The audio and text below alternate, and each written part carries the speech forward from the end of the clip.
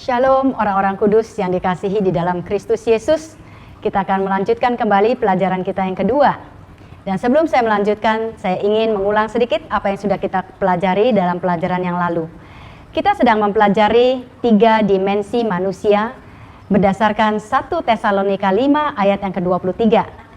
Di mana dikatakan, semoga Allah damai sejahtera menguduskan kamu seluruhnya, dan semoga roh, jiwa, dan tubuhmu terpelihara sempurna dengan tak bercacat pada waktu kedatangan Yesus Tuhan kita.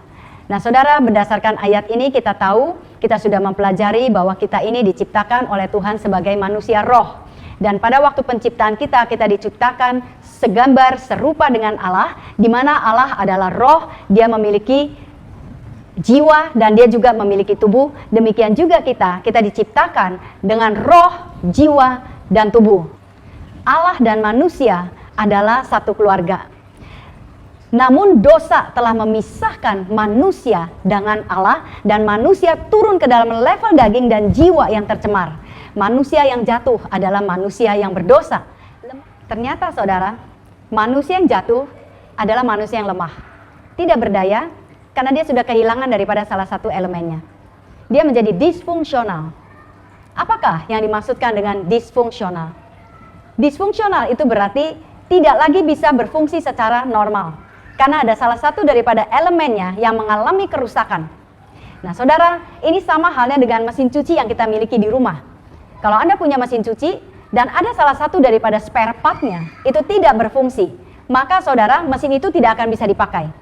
Atau mungkin mesin itu bisa dipakai tapi mungkin sebentar lagi dia akan mati sendiri. Atau mungkin dia tidak bisa membuat baju Anda menjadi kering. Demikianlah jika ada satu elemen yang rusak, itu pasti akan mengakibatkan hal yang kurang baik. Nah saudara, dari manakah penyebab disfungsional pada manusia? Apakah karena orang tuanya, karena faktor genetik?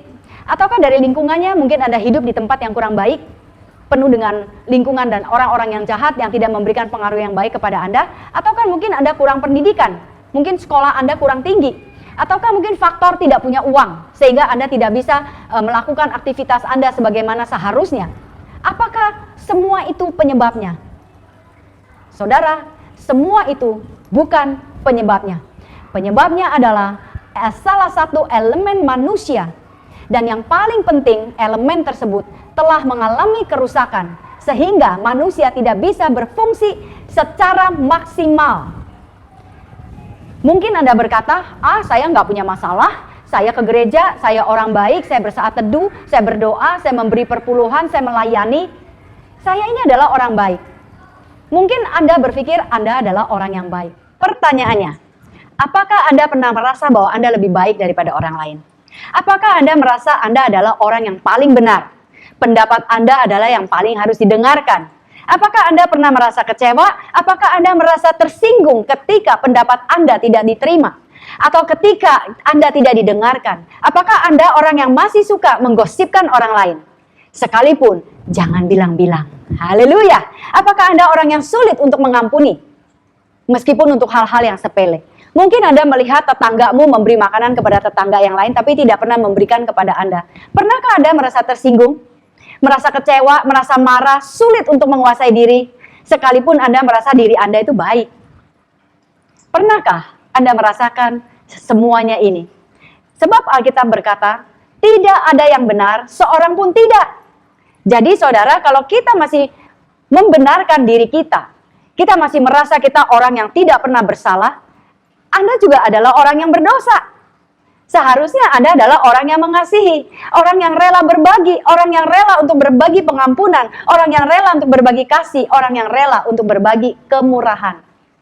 Apakah Anda masih ada di tempat seperti itu? Kalau belum, Anda tidak bisa menyebut diri Anda adalah orang baik. Lalu bagaimanakah kepincangan itu bisa terjadi? Bagaimana kepincangan ini bisa terjadi? Masalah utama dari kepincangan ini saudara sekali lagi bukan masalah genetik, bukan karena lingkungan, bukan karena Anda kurang pendidikan atau Anda orang miskin, tapi kepincangan manusia itu bersifat spiritual. Mari saudara, kita melihat dari Kejadian 2 ayat yang ke-16 sampai ke-17. Lalu Tuhan Allah memberi perintah ini kepada manusia. Masih ingat perintahnya apa? Bahwa semua pohon dalam taman ini boleh kau makan buahnya dengan bebas. Tetapi pohon pengetahuan tentang yang baik dan yang jahat itu, janganlah kau makan buahnya. Sebab pada hari engkau memakannya, pastilah engkau mati. Nah saudara, ini merupakan perkataan mati yang pertama kali di dalam Alkitab. Dan ketika Tuhan mengucapkan perkataan mati di sini, Adam belum melihat kematian. Dan memang belum ada kematian. Tapi ini merupakan peringatan dari Tuhan. Bahwa jikalau kau melanggar perintah yang kuberikan kepadamu, maka akan terjadi kematian. Kematian apakah yang dimaksudkan di sini? Kalau kita melihat saudara, Adam itu hidup sampai 900 tahun. Dia tidak mati. Tubuh dan jiwanya masih berfungsi. Dia masih bergerak ke sana kemari. Dia masih aktif dengan tubuh jasmaninya. Dia masih bisa punya keluarga. Jiwanya juga masih aktif.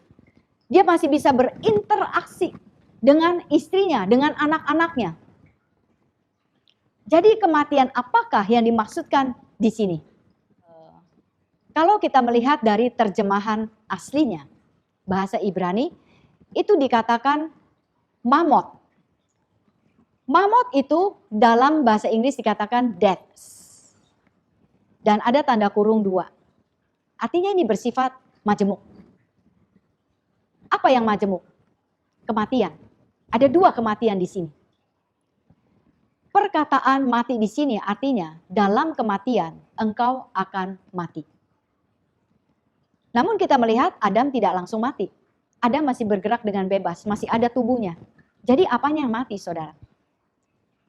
Yang mati terlebih dahulu itu adalah rohnya. Tubuh mengikuti.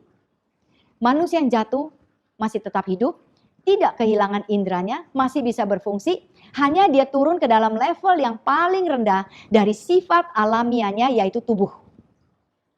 Sedangkan roh yang merupakan level tertinggi di mana bisa berhubungan dengan Allah itu mengalami kematian. Dan kematian ini membawa akibat dan dampak yang sangat buruk. Kita melihat dari Kejadian 3 ayat 16 sampai 18. Saudara, di sini kita bisa melihat hukum sebab dan akibat. Ayat ke-17 mengatakan, Tuhan berkata kepada manusia, karena atau sebab engkau mendengarkan perkataan istrimu dan memakan dari buah pohon yang telah kuperintahkan kepadamu, jangan makan daripadanya. Maka oleh sebab itu, akibatnya terkutuklah tanah karena engkau.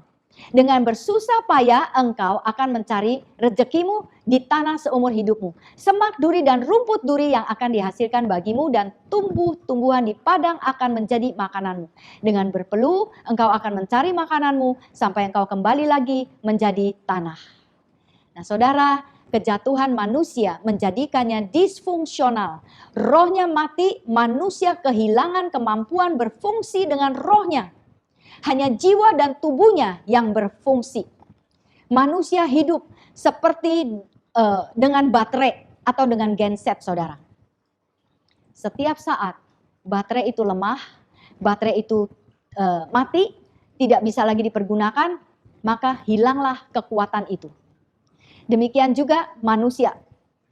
Manusia yang tidak memiliki roh tapi hidup dalam level jiwa dan tubuh ini seringkali mengalami keletihan. Mengalami kesulitan, mengalami kesengsaraan, mengalami kelemahan dan ketidakberdayaan. Nah saudara, ketika Tuhan mengucapkan kutuk kepada manusia, Tuhan tidak bermaksud untuk menaruh kutuk kepada manusia. Tidak pernah ada di dalam rencana Allah untuk memberi kutuk kepada manusia. Jadi kenapa kutuk itu diucapkan? Tuhan mengucapkan kutuk itu sebagai pemberitahuan. Inilah yang akan terjadi akibat dosa. Akibat kesalahanmu inilah yang akan terjadi. Ini merupakan hukum dosa. The law of sin. Setiap pelanggaran selalu ada konsekuensinya. Sebelum kejatuhan manusia, dia berfungsi dalam level yang paling tinggi. Segala sesuatu dikendalikan oleh roh dan manusia dapat berkomun dengan Allah muka dengan muka. Tapi setelah kejatuhan, tubuh mengambil alih karena manusia dikendalikan oleh dagingnya. Manusia mulai digerakkan oleh panca indera. Segala sesuatu berdasarkan apa yang dilihat, apa yang didengar, apa yang tercium, apa yang bisa dirasakan, apa yang bisa diraba. Manusia tidak lagi berfungsi sebagaimana mestinya. Ini mempengaruhi dan mendominasi seluruh pikiran manusia, mempengaruhi seluruh emosi dan kehendak, bahkan keputusan manusia. Segala sesuatu sekarang berdasarkan kejatuhan. Ini membuat manusia terbatas, saudara. Hidupnya kacau, penuh dengan kebingungan, penuh ketakutan, emosi yang turun naik, selalu berjaga-jaga, mencari perlindungan, hidup di bawah kutub, penuh dengan kepanikan. Ini bukan rancangan Allah. Sebelumnya, saudara, manusia merasa aman, nyaman, terlindungi, segala sesuatu tersedia di Taman Eden.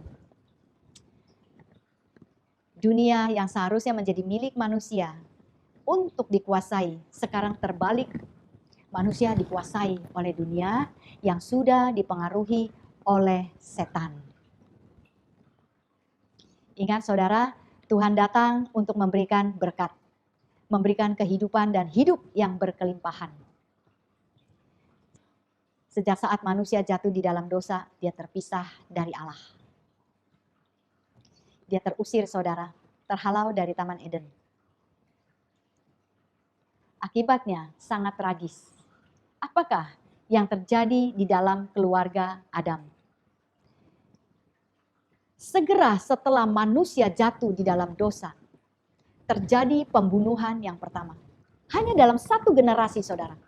Kita melihat tindakan kekerasan yang luar biasa di dalam keluarga Adam dan Hawa, yang mengakibatkan dosa demi dosa memasuki keluarga mereka, yaitu Kain dan Habel.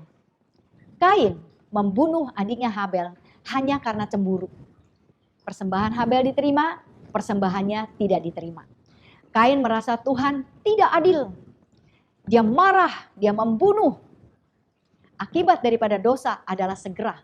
Dan sekali lagi, ini bukan rancangannya Allah. Dari manakah keinginan untuk membunuh itu, saudara? Dari daging. Manusia tidak punya lagi roh. Kain dikendalikan oleh emosi, oleh hasrat daging dan kehendak bebasnya yang sudah tercemar. Dosalah yang mengendalikan Kain untuk melakukan kejahatan. Setan mulai mengontrol kepribadian manusia. Kesimpulannya, saudara, masalah yang terjadi di atas itu bersifat spiritual akibat dosa.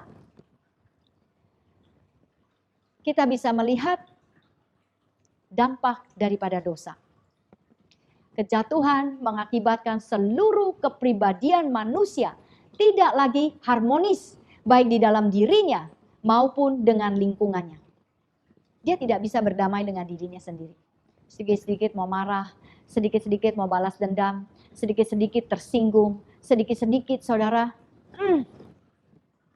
rasanya Anda tidak lagi pernah bisa berbuat kebaikan. Karena ketiga aspek kehidupan manusia sudah menjadi kacau balau, terpisah satu sama lain. Kehidupan yang seharusnya harmonis mengalami gangguan akibat kejatuhan. Sekali lagi saudara, daging yang paling lemah telah mengontrol kehidupan yang dikendalikan oleh jiwa yang juga sudah dikuasai oleh setan. Dan ini sangat melumpuhkan kehidupan manusia. Akibatnya saudara, dosa begitu menguasai manusia, ada banyak tindakan kekerasan, kejahatan, pembunuhan, penipuan, keserakahan, masalah sosial, masalah kecemburuan, perceraian. Apakah saudara pernah mendengar suami berkata, saya sudah menikah dengan engkau 30 tahun, tapi sampai hari ini saya masih tidak bisa mengerti engkau. Kenapa saudara? Karena manusia berusaha mengerti manusia yang lain dalam level jiwa. Jiwa ini sudah tercemar, dia mempunyai konsep pemikirannya sendiri, bukan pikiran Allah. Kita melihat masalah stres, depresi, ketakutan, sakit, penyakit semakin meningkat. Peristiwa-peristiwa yang mengerikan di dalam sejarah manusia semakin bertambah-tambah. Perang kekuasaan, berlomba-lomba ingin saling menguasai. Terorisme, embargo ekonomi. Semuanya terjadi melampaui apa yang bisa kita pikirkan. Kenapa saudara? Karena manusia tidak lagi memiliki roh yang hidup. rohnya mati. Semuanya hanya dikuasai oleh daging dan pikiran manusia. Manusia bisa membuat atom, bisa terbang ke bulan, bisa memiliki pengetahuan yang sangat hebat tentang berbagai macam ilmu pengetahuan, mampu mengembangkan dunia kedokteran, menyembuhkan berbagai macam penyakit, tetapi tidak mampu mengerti dirinya sendiri. Sampai hari ini, organisasi dunia, badan-badan dunia mencoba mencari akar permasalahan di atas, mencoba mengatasinya, mencari jalan keluar untuk menghentikan setiap kejahatan di muka bumi ini. Tetapi saudara, semuanya belum menghasilkan solusi yang permanen. Pokok permasalahannya adalah kematian rohani. Lalu kita melihat, saudara, akibat kejatuhan manusia, kekuasaan dunia sudah berpindah ke tangan iblis. Kita perlu mengingat bahwa sejak kejatuhan Adam dan Hawa, dunia sudah tidak lagi berada di dalam kekuasaan mereka. Bukan lagi berada di dalam otoritasnya mereka, tapi iblislah yang menjadi Tuhan atas dunia ini. Mereka lah sekarang yang menjadi penguasa dunia ini. Kita bisa melihat dari Lukas yang keempat, ayatnya yang ke-6. Mari kita lihat saudara. Apakah yang diperkatakan iblis kepada Tuhan Yesus Kristus ketika dia mencobai Tuhan Yesus? Dia katakan, segala kuasa itu serta kemuliaannya akan kuberikan kepadamu. Sebab semuanya itu telah diserahkan kepadaku dan aku memberikannya kepada siapa saja yang kukehendaki. Lalu di dalam 2 Korintus 4 ayat yang keempat dikatakan, karena penguasa dunia ini. Jadi dunia ini sudah memiliki penguasa. Siapakah dia? Secara harfiah, dewa dunia ini maksudnya iblis. Dialah yang membutakan mata hati manusia. Pikiran manusia sudah dibutakan karena setanlah yang menjadi penguasa dunia ini. Dia ingin menguasai manusia. Dia ingin menaruhkan pikirannya di dalam pikiran manusia. Dia menjadi penguasa tunggal muka bumi ini. Saudara, kita juga melihat gambaran manusia sebelum dan sesudah kejatuhan. Pada awalnya manusia diciptakan menurut gambar dan rupanya Allah, sempurna. Manusia bisa berkomunikasi dengan Allah. Dia memiliki ketiga aspek yang dibutuhkan untuk kehidupan ini, yakni roh, jiwa, dan tubuh. Dan roh lah yang menjadi kekuatan manusia di mana dia bisa berhubungan dengan Tuhan. Namun setelah kejatuhan, manusia melahirkan anak-anak yang mengambil rupa dan gambar manusia sendiri. Daginglah yang menjadi penuntun daripada manusia dan keturunannya juga mengambil rupa yang sama. Saudara, di dalam Kejadian 5 ayatnya yang ketiga, dikatakan setelah Adam hidup 130 tahun, ia memperanakan seorang anak laki-laki menurut rupa dan gambarnya, lalu memberi nama Set kepadanya.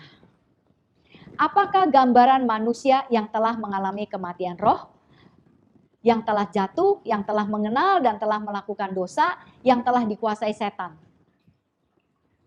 Saudara, mereka mengambil gambaran penguasa dunia ini. Setanlah yang menjadi bapaknya. Yohanes 8 ayat ke-44. Iblislah yang menjadi bapakmu dan kamu ingin melakukan keinginan-keinginan bapakmu. Ia adalah pembunuh manusia sejak semula, tidak hidup dalam kebenaran sebab di dalam dia tidak ada kebenaran. Apabila ia berkata dusta, ia berkata atas kehendaknya sendiri sebab ia adalah pendusta dan bapa segala dusta. Setan adalah pendusta dan bapa segala dusta. Gambaran iblis telah menggantikan gambaran Allah. Orang tidak lagi bisa berfungsi sebagaimana harusnya. Dosa dan setan telah mengambil alih manusia. Kita melihat tingkat pembunuhan, tingkat tindakan kekerasan, pemerkosaan, terorisme, perebutan kekuasaan terjadi di mana-mana, saudara. Perang dunia, orang saling memperebutkan kekuasaan, mengorbankan banyak nyawa. Pria, wanita, bahkan anak-anak. Keluarga saling berebut kekuasaan, berebut harta, perselingkuhan, perceraian. Bahkan di dalam rumah Tuhan sendiri juga terjadi perang kekuasaan. Semua ingin menjadi pemimpin, semua ingin menjadi gembala. Saling tuduh, saling menyerang, saling ribut siapa yang harus menjadi pemimpin. Seolah-olah orang yang berikutnya merasa lebih baik untuk menjadi pemimpin. Tapi apakah Anda mendapatkan panggilan itu daripada Tuhan? Saudara, Orang ribut, semuanya ribut, di dalam rumah Tuhan ribut, di dalam keluarga ribut, di dalam satu negara ribut. Orang ribut soal keuangan, ada uang salah, tidak ada uang salah. Kalau uang sudah kebanyakan, saudara, itu terjadi segala macam perebutan, segala macam perselingkuhan, segala macam penipuan. Tidak ada uang, orang juga susah. Mau makan setiap hari susah, memikirkan dari mana uang itu bisa datang. Inilah saudara, setan menjadi bapaknya kita. Kita mengalami kekacauan di dalam kehidupan kita. Setan telah mengganggu hidup kita. Dia datang untuk mencuri, membunuh, dan membinasakan. Segala macam kecemburuan terjadi di mana-mana. Dalam sebuah negara terjadi kecemburuan sosial, terjadi sungut-sungut, tersinggung di dalam keluarga, di dalam rumah Allah. Kalau kurang mendapatkan perhatian, tidak kebagian pelayanan, bahkan nggak dapat kue, saudara, setelah selesai ibadah, itu juga bisa jadi tersinggung. Tersinggung adalah pembunuh utama di dalam setiap keluarga, di dalam setiap gereja, di dalam setiap kantor. Kecemburuan ini sudah terjadi sejak zaman Alkitab. Kita melihat di dalam kisah yang ke-6, kisah para rasul 6, di mana orang-orang Yahudi yang berbahasa Yunani merasa tidak diperlakukan sebagaimana layaknya dalam hal pembagian jatah. Dan ini menjadi sebuah kecemburuan. Orang bergosip di mana-mana, saudara. Ada saja kesalahan yang dilihat dan menjadi bahan gosip. Padahal ada banyak juga kebaikan yang dapat kita lihat, kita kagumi, kita puji, kita beri semangat. Seperti yang dikatakan di dalam Filipi 4, seharusnya saudara apa yang benar, apa yang mulia, apa yang adil, semua yang suci, yang manis, yang sedap didengar, apa yang disebut kebajikan dan patut dipuji, itu yang seharusnya kita pikirkan. Itu yang seharusnya menjadi dasar kehidupan kita. Sehingga ada damai, ada ketenangan, ada persahabatan yang tidak membawa kekacauan. Haleluya. Namun manusia tetap saja sulit melakukannya. Kenapa? Karena dosa dan setan telah menjadi bapa dan penguasa manusia yang jatuh. Saudara, pada bulan November tahun 2015, di Birmingham, Amerika, itu ada seorang anak laki-laki berusia 8 tahun dijatuhkan hukuman penjara sampai usia 21 tahun. Kenapa? Karena dia membunuh seorang bayi yang berusia 1 tahun. Anak yang berusia 8 tahun ini menyerang anak yang berusia 1 tahun karena bayi itu terus-menerus menangis dan tidak pernah berhenti. Orang tua atau ibu daripada anak-anak ini pergi clubbing. Jadi dia meninggalkan 6 orang anak di sana yang usianya 1 sampai 8 tahun tanpa ada orang dewasa yang menjaga. Dan ketika terjadi peristiwa ini hanya antara jam 11 malam sampai jam 2 pagi. Hanya dalam waktu 3 jam, saudara, terjadi tragedi yang sangat menakutkan itu. Lalu letnan polisi yang sudah 22 tahun bertugas, dia berkata seperti ini. Selama 22 tahun saya menjadi polisi, inilah kasus yang paling menyedihkan. Seorang anak usia 8 tahun, saudara, harus masuk penjara. Dan dia akan kehilangan hidupnya sampai usia 21 tahun. Artinya, dia tidak bisa sekolah, dia tidak akan bisa mendapatkan pendidikan. Nanti kalau dia keluar, dengan satu elemen manusia rohnya yang belum diperbaharui, itu juga akan membuat masalah yang berikutnya. Dan letnan polisi ini berkata, tidak ada pendidikan, tidak ada sekolah, tidak ada gelar, tidak ada training yang bisa mempersiapkan seorang anak 8 tahun melakukan kekejian seperti ini. Bayangkan, saudara. Tidak ada sekolah, tidak ada pendidikan, tidak ada training, tidak ada gelar yang bisa membuat seseorang melakukan hal itu. Jadi artinya, apa yang dilakukan oleh anak kecil ini, itu terbawa dari manusia Adam yang sudah jatuh, di mana dosa itu terus menyebar kepada seluruh umat manusia. Sangat menyedihkan, saudara. Dan polisi ini berkata, bulan yang lalu, di kota yang lain, di kota Tennessee, juga ada anak seorang laki-laki usia 11 tahun membunuh anak tetangga yang berusia 8 tahun hanya karena mereka memperebutkan seekor anak anjing. Anak ini tidak mempelajarinya dari mana-mana. Tapi elemen yang rusak itu telah membuat anak ini melakukan hal yang tidak seharusnya dilakukan itu.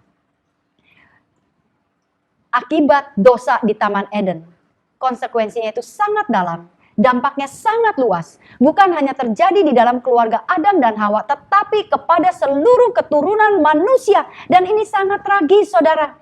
Manusia yang jatuh ini tidak bisa mengangkat dirinya sendiri, sebagaimanapun dia berusaha. Karena salah satu elemennya sudah tidak berfungsi. Tidak ada dokter, tidak ada ahli jiwa, tidak ada organisasi manapun juga yang dapat menolong mengatasi masalah dosa.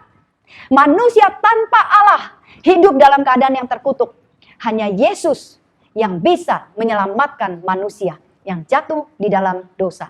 Demikian juga dengan kesehatan kita. Tubuh manusia menjadi lemah, menjadi rentan terhadap segala sakit penyakit. Rentan terhadap kuman, bakteri, virus.